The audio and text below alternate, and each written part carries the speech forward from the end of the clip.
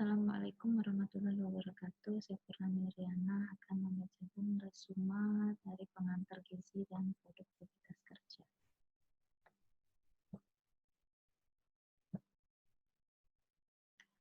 Untuk bekerja, seseorang memperoleh tenaga dari makanan yang dimakan.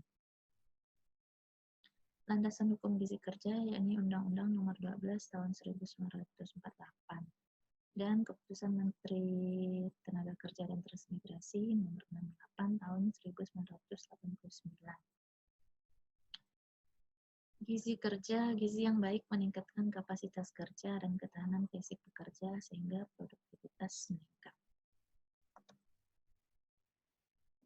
Faktor-faktor yang mempengaruhi prestasi kerja dari internal dan eksternal. Dari internal misalnya kesegaran, konsumsi makan, motivasi, disiplin, dan didikan. Faktor eksternal bisa dari teknologi, sarana produksi, lingkungan, dan jaminan sosial yang memadai.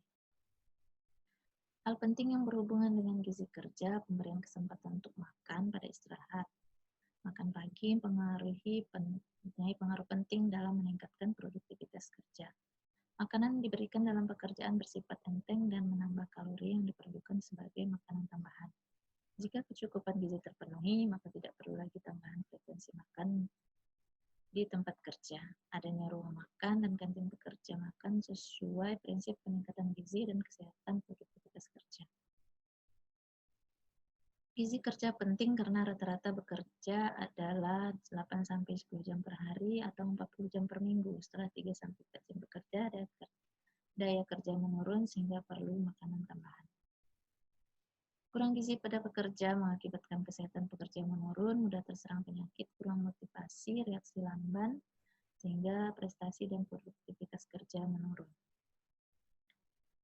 Anemia pada pekerja dapat mengganggu dan menurunkan produktivitas pekerja karena zat besi berfungsi pembentukan SDM dan penting untuk menjaga kesehatan sel tubuh sebagaimana mestinya.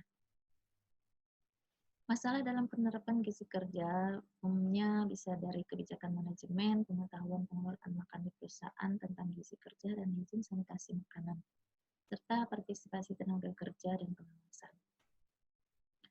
Faktor yang mempengaruhi gizi tenaga kerja bisa dari jenis kegiatannya, ringan sedang berat, faktor tenaga kerja, atau faktor lingkungan kerja.